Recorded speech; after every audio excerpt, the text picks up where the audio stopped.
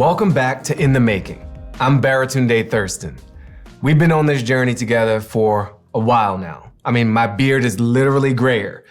And if there's one thing I've learned, it's this. Building a nation that governs for all is not about waiting for someone else to do it. It has to start with us, with how we show up in our own lives, organizations, and communities. And yes, it goes all the way up to the federal government, but it starts right where we are. Now, the thing we haven't yet gotten to is what happens when all this progress gets threatened.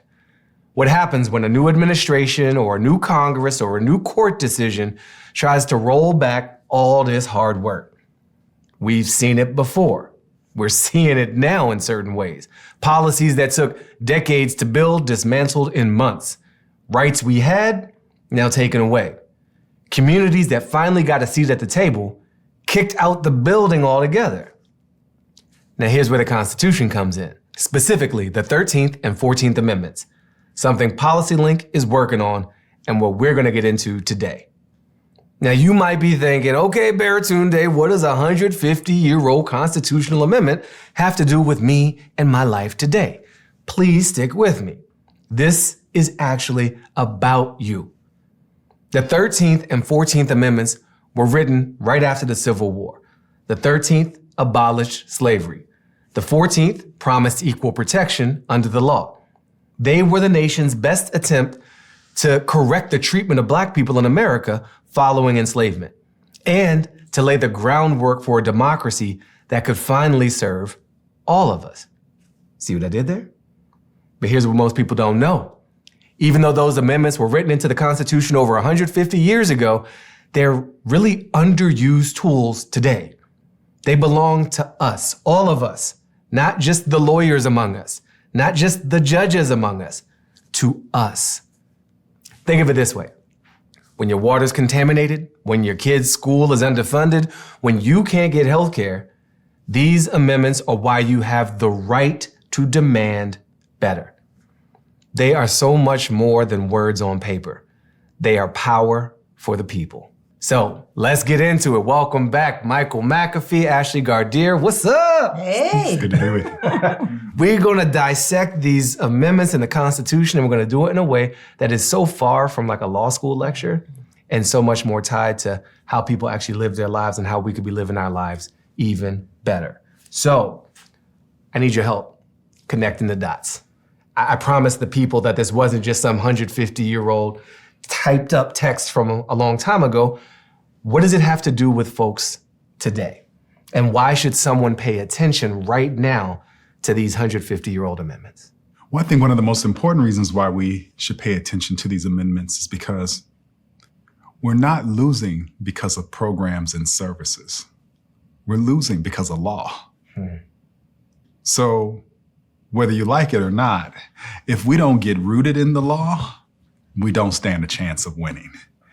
And the things that we do win on can be too easily reversed. And so this was a maturing moment for Ashleigh and me personally and professionally to recognize that, do we just want to do good work, or do we want to do good work that will stand the test of time? Yeah. And if we want to do good work to stand the test of time, it has to be good structurally sound legal work. So for us, that is also why we talk about being founders. Because when you see yourself as a founder, you won't see the Constitution or those amendments as static things that happened back then. You'll think about how to bring all of your creativity and radical imagination to making them apply now. Yeah. And that's what our movement needs. That's what the equity movement needs. That's what all movements need, quite frankly, is to figure out how to make that Constitution relevant today. If someone is concerned about the quality of their kid's school, the quality of the air that is floating through their neighborhood, what's the connection of these amendments to those concerns? So, folks have heard us talk about a couple things on at PolicyLink. The first is, all means all, and it feels super aspirational and new. But the 13th Amendment actually is the law that made that so, right? So in addition to really taking down slavery and saying that's not who we're going to be anymore, in doing so, it said, wait a minute, well, Black folks, folks who were formerly enslaved have got to have the rights that everyone else does. In fact, everybody's got to have full access to all the rights, right? So 13th Amendment is the law on the books that says all must mean all. 14th Amendment is the one that says how we're going to make that so, right? So it's the one that guarantees equal protection. Okay. It also says the government has an affirmative duty to deliver, whether it's the water, whether it's an excellent education for your child's school, whether it's access to your good job through a transportation system, a transit system that actually works. Yeah. The 14th Amendment is what delivers that. I'm gonna go off script, don't kill me. Here's the thing. Some people will hear this and they'll be like, you're just trying to make big government programs. You want the government teaching all our kids. You want the government providing water. You want the government providing all of our needs directly. Is that what you're saying? And if not, what's the guarantee? I'm saying that there ought to be a baseline. If you live in these United States, anywhere between the two shores, that there ought to be a baseline experience that you get to have in this country. And what I appreciate about something Michael said in a previous episode about young people, like grown-ups make this super complicated. Yeah. For young people, it's, I can go to the school that I want to go to because it offers a band or because it offers an arts program, and I can pick that school. I'll be able to, I actually have access to it. Like, I want to go to that school and they will accept me into that school and I will get an excellent education. When I pick that school that I want to go to, I will be able to afford to get there. Right. Whether it's my family's transportation or if we don't have a car, there's going to be a bus line or a train line that gets me there, right? Oh, when I go to school and somebody came to school, Jeremy, and made me sick, right? That I can go to the doctor. Like, there will be a doctor that will see me and they won't say, well, let me see all your paperwork. Do you have insurance? Let me see, right? Like, it's super simple. Like, if you just look through a child's eyes about what our experience ought to be, now we don't have to be like, oh, wait a minute. We're talking about redistribution of resources, or should we have big government or small government? We're talking about what any person should have access to just because they live here shore to shore. What we deserve. What we deserve. And we already have big government. So we should stop talking about whether we got it or not. You got big government for war. You got big government for business. Why can't you have big government for the people? See, we've created these false narratives that when you really think about them, they don't make sense. So the reality is we need government, and we should stop lying about it, and we should stop acting like it is a bad thing that we need government. We live in a society. Government is a fundamental part of that society. And what we are asking people to do is ensure that government provides that floor that Ashley's talking about, that baseline of support. That's what we're talking about. Turns out, historically, we have turned to the 14th Amendment, but a lot of us don't know that. So this is a little history moment opportunity. Where have we relied on the 14th Amendment for past progress, and why is it relevant now? So every Civil Rights Act that you can think of, from 1868 to now, has been based inside of the 14th Amendment. You're like, oh, yeah, well, of course, Civil Rights Act, the Voting Rights Act. Okay, of course, Voting Rights Act. Well, disability rights. Oh, okay. Actually, marriage equality, right? Every door, when you think about the course of history in these United States, the door that folks walk through to say, oh, no, me too. I'm supposed to be a part of the all. The 14th Amendment has been the cornerstone. Even that clean air. Clean air, yes. The one challenge that we have is that typically we wait until there's a problem. And then it's like, wait a minute, let me look in that toolbox. What's the tool I have for this? Oh, look, here's the 14th Amendment. We have not really embraced or owned the 14th Amendment as an everyday, sunny Tuesday, stormy Friday, as the cornerstone that we want to build on. And that's about like normalizing this idea, this commitment to all. It's about normalizing this idea that the government really is responsible to deliver for all of us. It frustrates me because I hear that.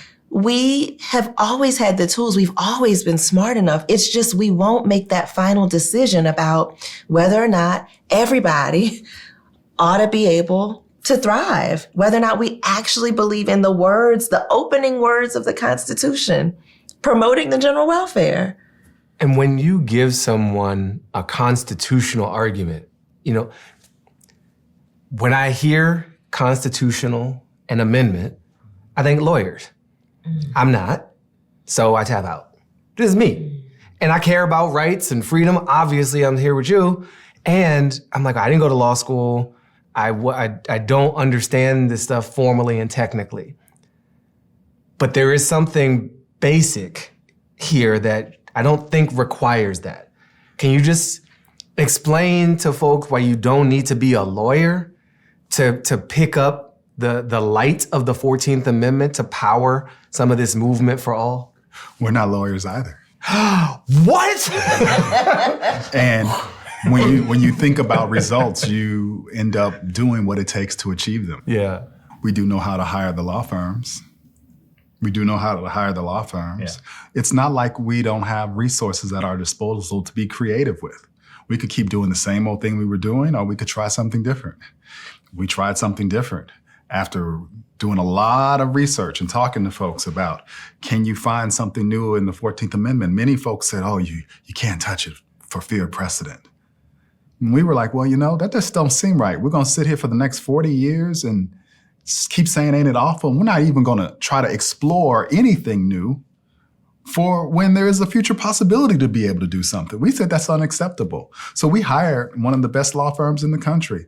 They found new ways for us to be able to use the 14th Amendment as an offensive strategy, not defense, not complaining, ain't it awful? And all it took was us choosing to say, this just doesn't sit right. Let's just go explore it and see. And that's what I mean when I say, let's untap the creative genius in the sector. You turn the creative genius on the nonprofit sector loose on the 14th Amendment, and the movement people will find ways to use it for every issue that you can imagine. That's when we're at our best, when we're being street smart. Well, we don't need your legal smart right now. It was the lawyers that were telling us don't do anything.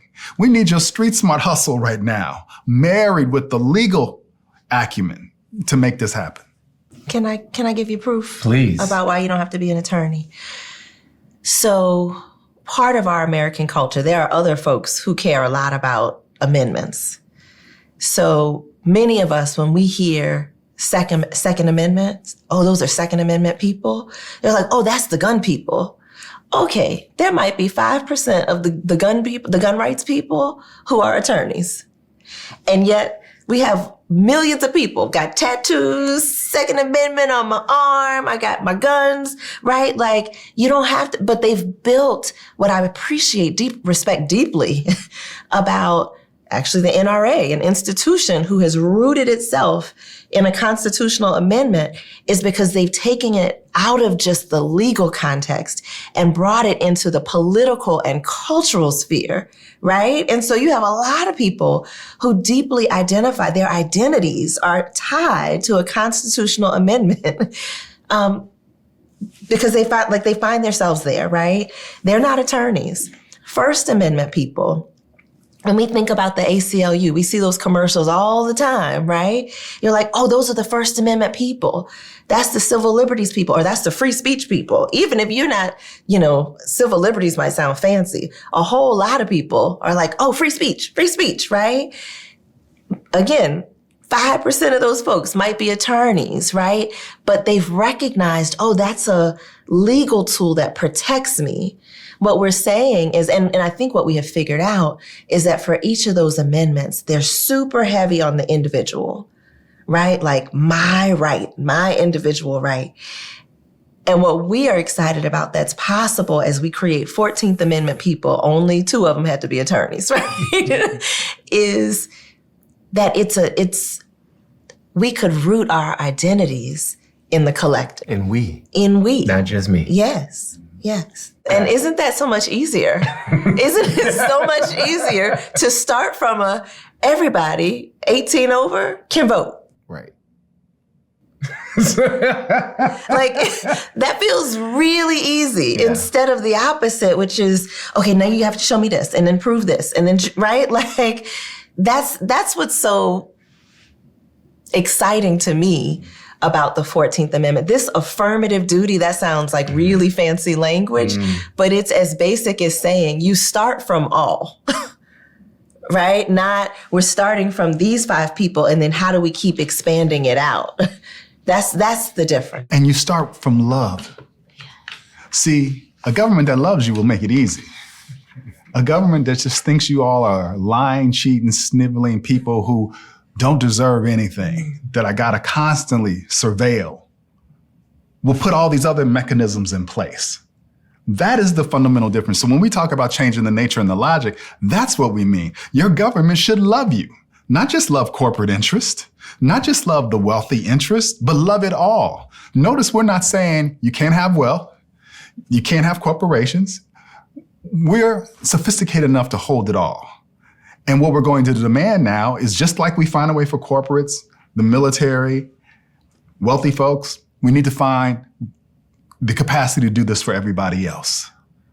And that's important because we're not trying to get into a left or a right or a moderate argument here. What we're talking about transcends all of that. The government should love your ass. Full stop. And it should make things easy for you instead of putting up all these artificial barriers. This is bringing about the accelerated decay of our nation.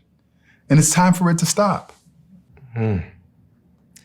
If you don't love the people, why be in the business and work of serving the people? That's right. Why have contempt for people you're here to serve? That's right. And you may be in the wrong line of work if that's your attitude about the government. And constantly saying that it's awful and constantly going to the street and saying it's awful means nothing if you don't get into the law. So this is the ultimate reason. You really want to say why? Because nobody really fears us going to the street because they know we ain't going to be able to be out there long. We got to go back to work. We got to do it. We think about all the movements recently. They don't have long shelf lives, even though they are profoundly important. And so if you're still on the fence about why the 14th Amendment, why are you taking us down this legal path? That's all just way too heady, right? It's because we want to, for once and for all, right? I see that. I see what you did. Deliver on all the things, that baseline that everyone in these United States ought to have, and do it in a way that can't just be washed away by the next election. If we're going to hang on to a word, it better be a word that has a legal basis. That's what we're trying to get to. There's a spectrum of response to what we're going through right now. One is capitulation. I'm just tired. Let them do what they're going to do. I'll figure it out on the other side of this life, right? There's a version of that. There is the burn it all down, right? There's nothing good in this. It is rotten to the core. It's been rotten from day one. So it's painful. It sucks. And it was written. It's chickens coming home to roost. Okay, here we go. And then there's this, which feels like a very meaningful, ambitious, yet still bound approach, where the most radical person might think, all right, torch it all, we gotta start from zero, right? We're gonna start with a spanky new constitution, and there's reasons to justify that call, and certainly there are people who are already moving toward it who don't have us in mind. But on that road, or maybe even instead of it, let's look one more time at what we got here. It's like one more close look at the, look, bro, you check out this 14th? Sis, you see the 13th? I think we might have something to build on here. And it's nerdy. First of all, very nerdy to just be like, let me pour over the Constitution and see if there's a secret. We're a think tank. That's true. You have policy in your name. So you be reading. It's good. That's good. I'm glad. Because then you unearth something that's been there for a long time and not deployed in this way. And I think just from a almost spiritual, at least slightly vibey direction, to find something useful and good in this thing, in this old document that so many of us have been experiencing the harm from, or the abdication, right? The lack of any consideration, not even harm, just indifference. What does that have to do with me? Well, actually, has a lot to do with you. And the last thing I'll say is a mini Baratunde soapbox, but which you started with, Ashleigh, explaining the origin. 13, 14, 15 come after the end of our formal enslavement. So this is an act of Black liberation in service of all. And it's not about just us, but it is because heavily of us. And it's something we should be proud of as Black people today, to be like, our ancestors did this. We are dusting this off and moving in the way that they moved to remind people today, yo, they fought for a lot more than themselves, a lot more than us. They fought for all. That's right. And even if you were to say, we just want to throw that out and start over, if you don't hold the consciousness of all, you simply recreate it. Right. So this is why we're stuck right now. Right. There is no more work until you can hold all. There is no more work. I don't care how fancy you get. Yeah. So even if you throw that one out, I'll give it to you. Throw it out. You're just going to create another one that's going to be the same. Unless you hold an all consciousness. And so this is why we've come to the end of the road right here. This is the frontier for our generation. And this work will be waiting for us, whether we do it today or 1,000 years. We can gnash our teeth. We can resist it all we want. It is just the work. And that is the most freeing and, for me, soul-filled moment of reckoning, which is there ain't nothing left. That's why we've thrown everything we got into this now. And this is why I F with y'all. I'm serious, because you can run, but you can't hide from an ultimate truth. That's right. And I think all peoples across all times have struggled individually and collectively with, do I think I'm better than you? Do I think I'm less than you?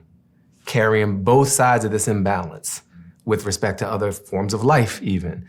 And this is old. This is older than 150 years, right? This 14th Amendment is a delayed acknowledgement of an ultimate truth that our Indigenous brethren have been carrying in their 7th-generation thinking and in their Indigenous democracy thinking. And all people who are connected to the earth also like, oh, we can't really just be above everything, right? That doesn't feel holy, that doesn't feel spiritual, doesn't feel true or good. So when you say this is it, this is the end of the line, it's also the beginning. That's right. And we're just coming back to something that's like been there the whole time. Yeah, can you imagine, I told you, y'all have now been introduced to my little girl self, standing in front of the flag, saying the Pledge of Allegiance, like with her whole heart. But could you imagine if we really, and this is what I believe, that like there's nothing more patriotic. There's nothing more patriotic than working in service of all of us. And we get to like end all of those debates. We don't have to see whose flag is the biggest and who, right? Like the all that was written in the original documents, that is in our equity definition, like that's the most patriotic work we can do. And I think that we have, to your point, when you look, it's always been the folks who were excluded who picked up this mantle of democracy and was like, I'm going to make that real. And so here we are again. But we could finally do it not just in fits and starts, but really like set a new standard, a new cornerstone, and build everything off of that. Oh, that's a much more solid, durable, enforceable, loving foundation to build this house for everybody, for all. So what does it look like for us to become 14th Amendment people and actually make that a part of the culture? So as excited as I get about the idea of like millions of people having like the 14th tattooed on their forearm, the shoulder, that's not the only goal. Okay, more than tattoos. More than tattoos. There's a whole crew of people who are leaning into demanding that our government really serve all of us. This notion of equal protection in the 14th Amendment is not just about protection from the government. Just get out of my way. Let me do what I want to do. But the idea that our freedom, our thriving, that our flourishing could come through the government, that equal protection could be delivered through the government. And the idea that millions of us would understand that and demand it. That's what this vision of 14th Amendment people means to me. That is, it's a beautiful vision. It's a big shift. And part of what helps, if not is a total requirement, is that you don't just see the government as them. It's easy to be afraid of them. It's easy to want protection from them. It's ours. But when it's us, then yes, safety comes through us. We keep us safe. We protect us, so it's through us. And in a properly functioning democracy, the government is us. So this helps us get there and make that true. Yes. Yeah. Doesn't that feel irresistible? It feels way better than what we got going on right now. So here's where I'm landing after this conversation. The 13th and 14th Amendments, they aren't just words on paper from 150 years ago. They say that government must actively ensure fairness, not just avoid being unfair. And that's powerful because these words belong to us, not just to lawyers or judges, but to we the people. Think about it. First Amendment people, they stand for free speech, some of them. Second Amendment people, they stand for gun rights. They built entire identities around constitutional amendments, movements, organizations, tattoos, a sense of belonging. So what if we became 14th Amendment people? What if fairness for all wasn't just a slogan, but an identity that we carry collectively that is grounded in the Constitution? A commitment that says, I will not accept a nation that governs just for a few. This is not abstract. It couldn't get more real when your water's contaminated, when your kid's school is underfunded, when you can't get health care and the care you get is not good enough. Now you got some ground to stand on. You're not asking for charity. I want you to say that one with me. This is not a request for charity. It is a demand for what the Constitution provides all of us.